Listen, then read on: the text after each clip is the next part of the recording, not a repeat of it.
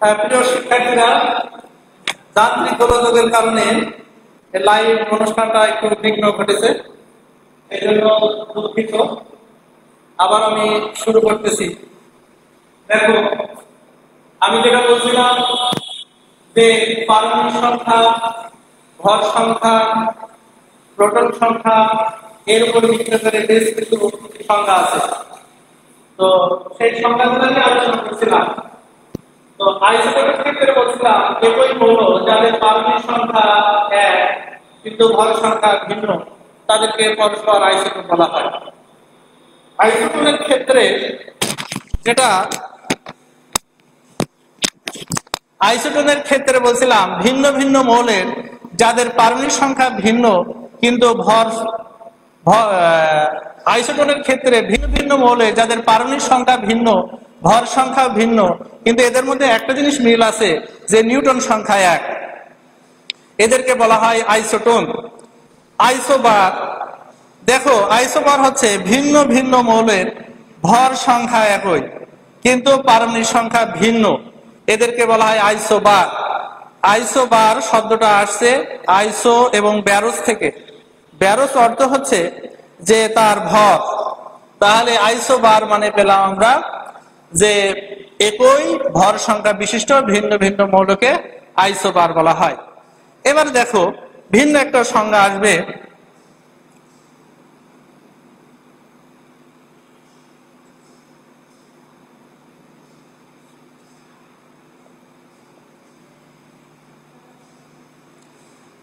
দেখো একটা অণুর সংখ্যা আমি লিখছি নাইট্রোজেন। নাইট্রোজেন অণু মোট ইলেকট্রন সংখ্যা হচ্ছে 14, 7 7 14। সিলিকন, এখানে ইলেকট্রন সংখ্যাও আছে তোমরা জানো 14। আর কার্বনের আছে 6, নাইট্রোজেনের আছে 7, 6 7 13, আর এই যে একটা ইলেকট্রন 14। তাহলে যে সকল অণু, পরমাণু, আয়ন, এটা হচ্ছে অণু, এটা হচ্ছে পরমাণু, এটা হচ্ছে আয়ন, যে সকল অণু, পরমাণু, আয়নের মধ্যে ইলেকট্রন সংখ্যা সমান তাদেরকে আইসো ইলেকট্রনিক বলে। তাহলে আইসো ইলেকট্রনিক নতুন একটা সংজ্ঞা আসছে।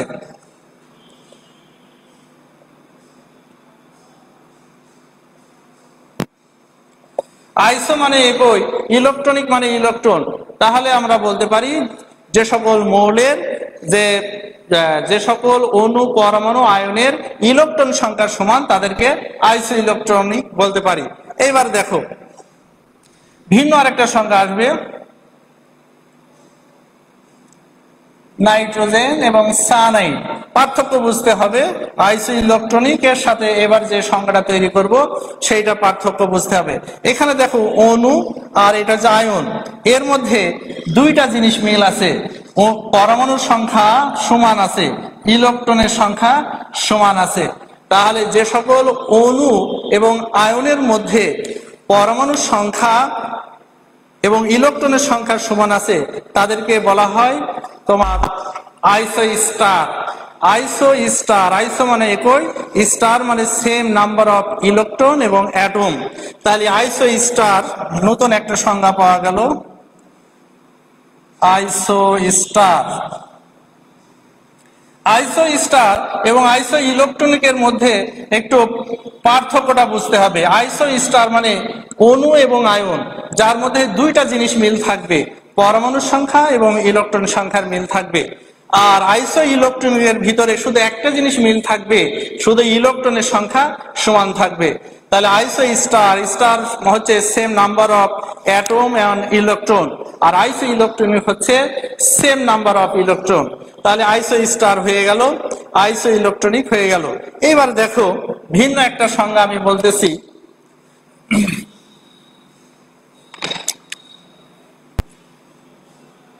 যেমন ব্রোমিন 35 80, আর একটা ব্রোমিন লিখলাম 35 80।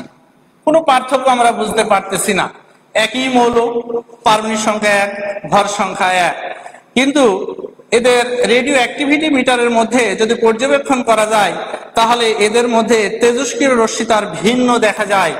একটা যদি টি হাফ অর্ধ আয়ু, একটা যদি 18 মিনিট হয় 18 মিনিট, আর একটা টি হাফ 4.5 ঘন্টা তেজস্ক্রিয়তার রশ্মির ভিন্নতা দেখা যায়। তাহলে যে সকল মৌলের পারমাণবিক সংখ্যা ভর সংখ্যা একই কিন্তু তেজস্ক্রিয় রশ্মি তার ভিন্ন দেখা যায় তাকে নিউক্লিয়ার আইসোমার বলা হয়। আইসো মানে একই, মার আসছে ম্যারোস মানে একই অংশ, এরা আসলে একই অংশ কিন্তু এদের মধ্যে তেজস্ক্রিয় রশ্মি তার ভিন্ন দেখা যায়, এদেরকে বলা হয় নিউক্লিয়ার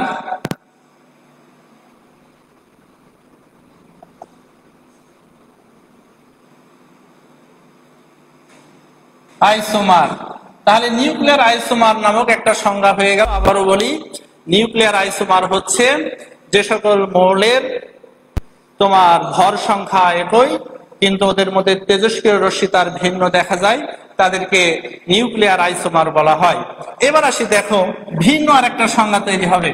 আমি এই সংজ্ঞাগুলা বলতেছি সবই দেখো ইলেকট্রন, প্রোটন, তারপরে হচ্ছে নিউটন মানে পারমাণবিক সংখ্যা, ভর সংখ্যা, এদের উপর নির্ভর করে এই সংজ্ঞাগুলা প্রতিষ্ঠিত হয়েছে। এই সংজ্ঞাগুলা বেশ ইম্পর্টেন্ট। এবার আসি, দেখো ফ্লোরিন 9, 19, পটাশিয়াম 19, 39। দেখো ভিন্ন দুইটা মৌল, ফ্লোরিনের পারমাণবিক সংখ্যা হচ্ছে 9, ভর সংখ্যা হচ্ছে 19, পটাশিয়ামের পারমাণবিক সংখ্যা হচ্ছে 19 কিন্তু ভর সংখ্যা হচ্ছে তোমার 39। এদের মধ্যে সুন্দর একটা মিল পাওয়া যায়। দেখো কি, 19 থেকে যদি 9 বাদ দিই আমরা 10 পাবো, 39 থেকে যদি 19 বাদ দিই তাহলে 20 পাবো। এইবার দেখো 10 থেকে 9 বাদ দিয়ে দিলাম, এটা হচ্ছে প্রোটন সংখ্যা, প্রোটন সংখ্যা, আর এটা হচ্ছে নিউটন সংখ্যা।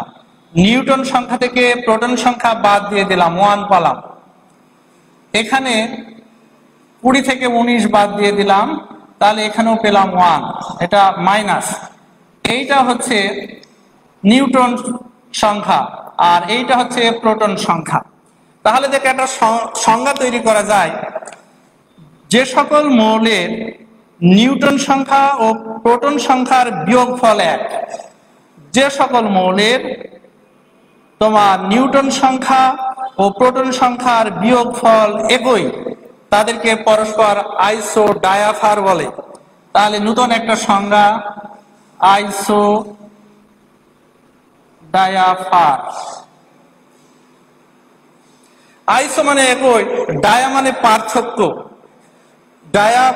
ডায়াফার মানে দুইটা জিনিসের মধ্যে পার্থক্য। কি দুইটা জিনিস? নিউটন এবং প্রোটনের মধ্যে পার্থক্য একই। আইসো মানে একই, ডায়াফার মানে দুইটা জিনিসের মধ্যে পার্থক্য।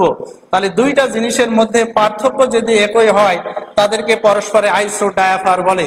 ফ্লোরিন এবং পটাশিয়াম পরস্পর আইসো ডায়াফার। তাহলে আজকে অনেক সংখ্যা শিখলাম, যদিও মাঝখানে তোমার যান্ত্রিক গোলযোগের কারণে ভিডিওটা কেটে গেছে। তো শেষের এই এখনকার এই ভিডিওটা দেখার আগে এর আগের ভিডিওটা তোমরা ভালো করে লক্ষ্য করো এবং পরপর দুইটা ভিডিও দেখো, তাহলে তোমরা অনেক কিছু শিখতে পারবা। আমি ফাইনালি আবারও আসি, আজকে কি শিখলাম? আজকে শিখলাম হচ্ছে কেন ইলেকট্রনের নাম ইলেকট্রন হলো, প্রোটন এবং নিউটন উৎপত্তি কোথায়, এবং এদের উপর ভিত্তি করে যে বিভিন্ন সংজ্ঞা প্রচলিত আছে জ্ঞানমূলক সেগুলা শেখানো হলো। যেমন আইসোটোপ, আইসোটোন, আইসোবার, আইসো ইলেকট্রনিক, আইসো স্টার, নিউক্লিয়ার আইসোমার এবং আইসো ডায়াফার। এই জিনিসগুলা তোমরা ভিডিওতে বারবার দেখবা এবং খাতা কলমে তোমরা এটা নোট করে রাখবা। নেক্সট ক্লাসে আবার আমি এখান থেকে পুনরায় শুরু করব। সকলকে অসংখ্য ধন্যবাদ জানিয়ে আমার আজকে লেকচার এখানে শেষ করতেছি।